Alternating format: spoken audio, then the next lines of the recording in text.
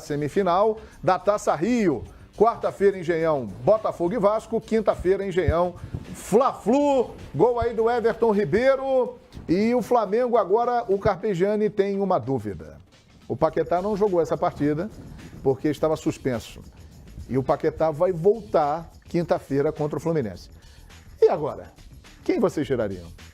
Se fossem o Carpegiani? Eu tiraria o Everton Ribeiro. Acho que ele vai tirar o Vinícius Júnior. É? Será, beleza? Eu acho que ele vai tirar o Vinícius Júnior. Agora, incrível, né? 3 dias depois do Vinícius Júnior fazer o jogo pelo lado direito, como o Carpegiani quer, eu digo que o Carpegiani tem dito que ele só conheceu um jogador de pé esquerdo que atua pelo lado direito, que se dá bem, que é o Robin. É um exagero, mas ele comete ali esse exagero. Olha o Giovani. O Giovani estreou, hein? O Giovani estreou. Estreia, Giovani! Jogou bem, rapaz. Com o pé esquerdo pelo lado direito, fez 2 gols assim, cortando para dentro para finalizar. Agora, eu acho que ele vai tirar o Vinícius Júnior, mas vai continuar tentando investir no Vinícius Júnior pelo lado direito, como ele começou o jogo ontem. Depois até mexeu. O Everton Ribeiro subiu um pouquinho, fez gol. Acho que ele vai tirar o Vinícius Júnior, mas eu colocaria o Vinícius Júnior pela direita, Diego, Paquetá e Everton numa linha de quarto, com o Cuejá de volante. Será que ele tira o Vinícius Júnior, né? Joga com volante só? Sim, é o esquema dele. Né? Eu escalaria Vinícius, Paquetá, Everton Ribeiro e Everton, Henrique na frente e um volante. Tiraria o Diego? Deixaria o Diego descansar um pouquinho. Sério. Eu acho um absurdo você tirar o Vinícius Júnior da equipe. O moleque tá pedindo passagem desde o ano passado. Vai escalar quando? Vai escalar quando? É o seguinte, você escala quem? O nome ou quem tá bem? Muitas vezes o nome. O Paquetá não pode ficar fora do time. Vinícius Júnior, idem. Mas ainda não tem maturidade. Pô, o cara que faz os 2 gols que ele faz na virada contra o Emelec, é difícil jogar lá. O Edmundo jogou algumas vezes, sabe que é difícil. Isso não é ter maturidade? Vai escalar quando? Quando ele for pro Real Madrid na metade do ano, aí não adianta escalar mais. Então, eu tô com o Carpegiani nessa daí. Eu acho que ele não mexe com o Vinícius, não. Aliás, tem uma informação muito interessante e que não tinha sido divulgada ainda e que saiu ontem na coluna do nosso companheiro, que já trabalhou aqui com a gente, Renato Maurício Prado, no Jornal do Brasil. O Vinícius Júnior, ele pode escolher quando ele vai para o Real Madrid. Não necessariamente na metade do ano. Se ele vai na metade do ano ou se ele vai no final do ano. O que acontece é o seguinte, se ele for em dezembro, o Flamengo só receberá no final do ano o restante do dinheiro, algo em torno de 30 milhões de euros. Se ele for agora, o Flamengo já recebe logo tudo. Bom, a grana está garantida, então se ele estiver arrebentando como imaginamos, o Flamengo que faça de tudo para ter o Vinícius até o final da temporada, da nossa temporada que termina em dezembro deste ano. E ele acha, Quesada, e também quem acompanha a carreira do Vinícius, que será mais interessante para ele ficar até o final do ano no Flamengo do que ir para o Real Madrid e acabar sendo emprestado para uma outra equipe ou jogando no Real Madrid B. Então, ele, Vinícius, prefere ficar até dezembro. Interessante essa informação. Porque são 6 meses a mais jogando em bom nível no futebol brasileiro. O Campeonato Brasileiro é um campeonato de bom nível. Vai disputar quem mais aí? Copa do Brasil, Libertadores. Segunda fase da Libertadores, provavelmente. Copa do Brasil. Título, né? Pode ganhar título e chega mais preparado ao Real Madrid. E se acontecer tudo isso, sendo protagonista, ganhando títulos, nem sei se chega para ser emprestado, não. Aí ele já fica lá. O Zidane, você acha que não tá de olho no moleque? Tá de olho. Já não tá imaginando montar o time com o moleque? Não tenha dúvida disso. Importante, interessante essa informação trazida pelo Renato Maurício Prado, hein? Quer dizer, tá com ele. A grana vem, que falta pagar, mas virá a partir do momento que ele for. Ou seja, no meio do ano, recebe no meio do ano. Final do ano, recebe no final do ano. O Flamengo já tem o dinheiro. É como se esse dinheiro tivesse aplicado e não pode mexer com ele. A questão é a técnica, né? Tecnicamente, quanto ele pode oferecer para o Flamengo? Na minha visão, ele pode oferecer muito para o Flamengo ter o ano dourado. Muita coisa. Edmundo, e aí, Vinícius Júnior mantido? Você deixa ele ainda no banco um pouco? João, eu estou aqui pensando com os meus botões para poder te responder. Acho que o dia a dia, né, o Carpegiani é a pessoa mais indicada para responder. Mas fazendo uma análise de desde quando o Vinícius Júnior estreou e jogos que ele brilhou, jogos que ele não foi tão bem, acho que tudo passa pela idade, 17 anos, mudança radical que aconteceu na vida dele. Mas olhando o jogo da última quarta-feira, né? O jogo contra o Emelec e o jogo desse domingo, são jogos completamente diferentes. O Emelec partiu com tudo, empurrado pela sua torcida e o momento que vivia. Deixava o contra-ataque, deixava o espaço que o Vinícius Júnior aproveitou bem, com habilidade, velocidade, que lhe é peculiar. Quando você pega a Portuguesa faz 2 linhas de 4, uma linha de 5 com outra linha de 4, uma linha de 4 com outra linha de 5, enfim, faz aquele ferrolho para perder de pouco. Sim. Né? E tentar por numa bola, surpreender a equipe do Flamengo. E aí o Vinícius Júnior fica limitado, porque ele vai ter que fazer jogada individual passando por 2, 3, 4 jogadores. E aí você acaba sendo injusto. Quando ele começa, ele não vai tão bem de quando ele entra depois. Agora, é inevitável que o Paquetá tenha que voltar, porque até a saída dele, né, ou até a quarta-feira passada, era o melhor jogador em campo. Infelizmente, não é o que eu faria, mas no clássico contra o Fluminense, na próxima quinta-feira, e o Carpegiani está aqui, ó, engasgado com aquele 4x0. Ah, tem o 4x0. Ele vai tirar o Vinícius Júnior para botar o Paquetá e ter uma arma para mudar o jogo no segundo tempo. Perfeitamente. Nossa equipe aqui preparou artes interessantes, mostrando de Henrique Dourado. A torcida do Flamengo está começando a olhar meio de lado, assim, para Henrique Dourado, fazer bico. Henrique Dourado, menos quando ele cobra pênalti.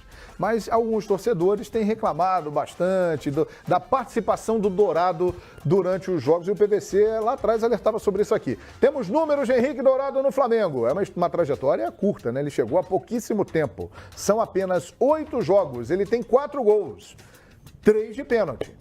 Ninguém bate pênalti melhor no Brasil do que esse rapaz, hein? E 1 assistência. A bronca da galera em cima do Dourado se justifica? Sabe qual é o melhor remédio para a torcida gostar do Henrique Dourado? Escalar o Guerreiro.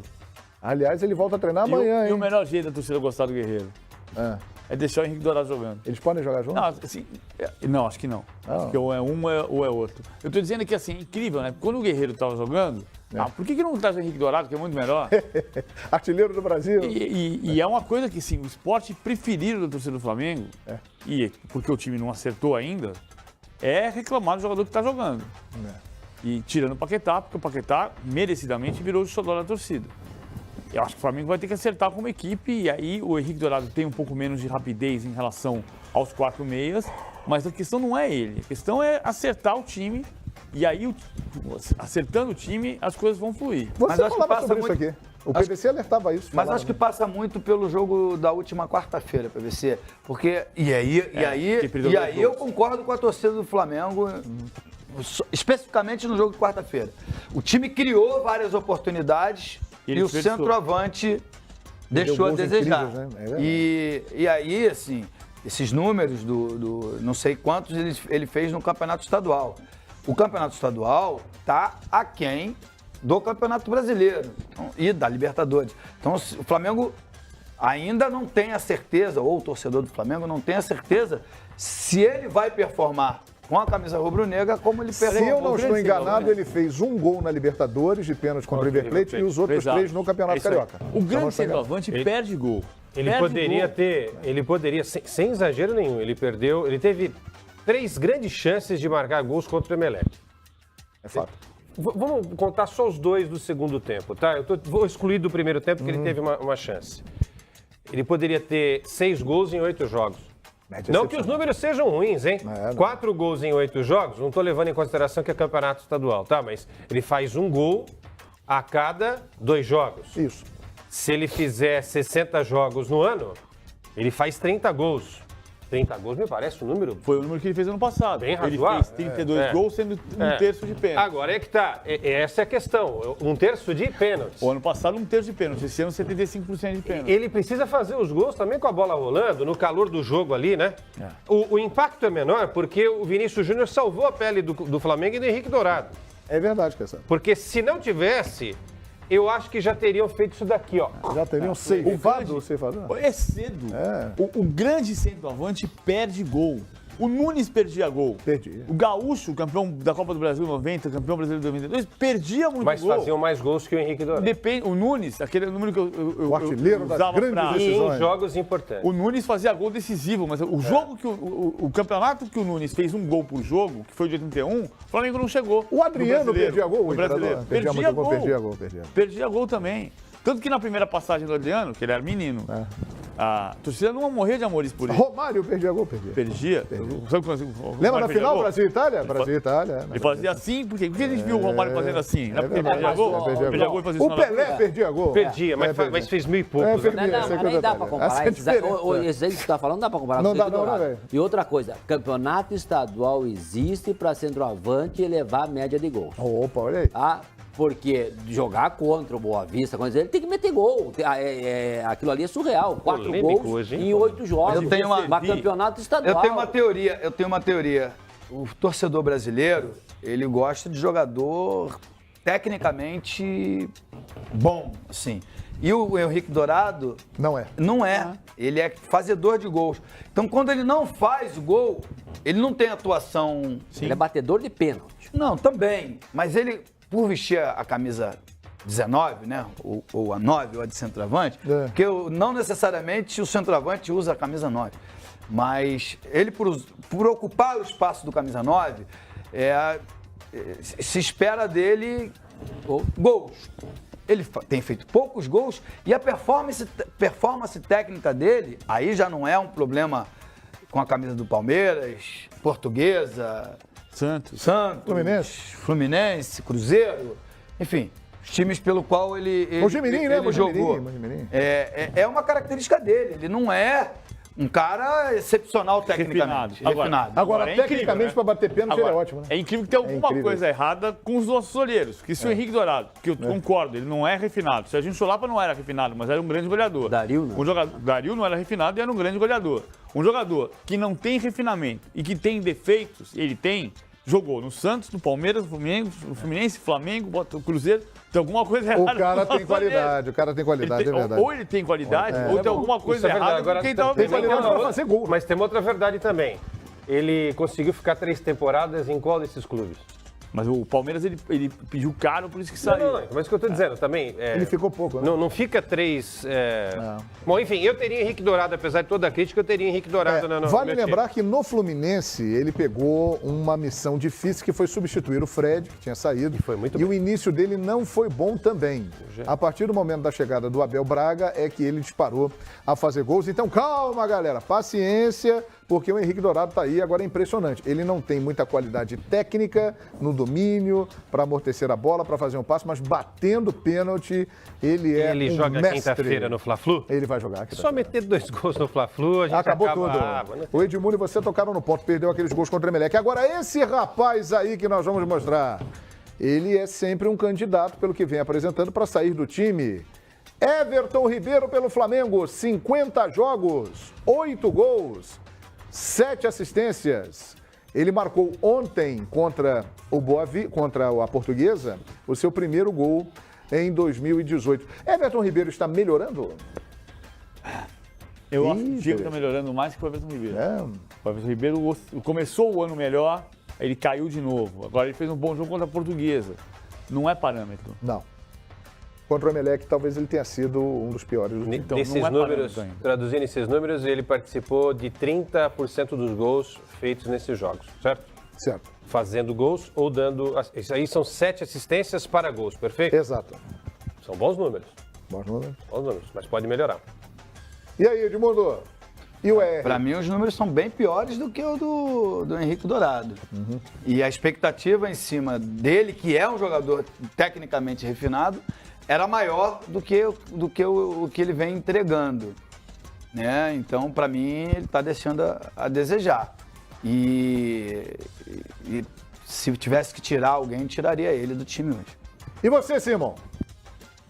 Eu acho que também ele jogou muita bola no Cruzeiro. Né? Ele pode entregar muito mais do que ele está fazendo. no Flamengo. Eu tiraria o Diego. Acho que ele ainda tá melhor que o Diego. Deixaria o Vinícius Júnior toda a vida. O Vinícius Júnior tem que jogar de qualquer jeito. Esse cara não é, tá aí arrebentando a boca do balão.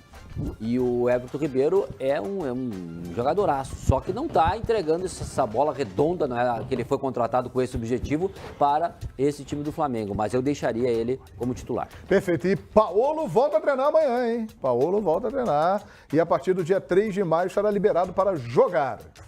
Ele pode voltar a treinar com os companheiros a partir de amanhã. 3 de maio, o Flamengo já poderá escalá-lo. Muitos torcedores do Flamengo estão felizes com essa notícia, porque são fãs de Paulo Guerreiro e o Flamengo já trabalha para renovar o contrato dele. Menos de 20 dias depois, ele já estará com a seleção do Peru. Exatamente. Então terá o quê? 3 jogos aí, possivelmente? Os 2 últimos da Libertadores, na fase de grupos. Já volta no momento de decisão. E depois vai para a Copa do Mundo. Perfeitamente. Inacreditável. Eu costumo usar isso nas narrações, mas isso pode definir também o que nós vamos mostrar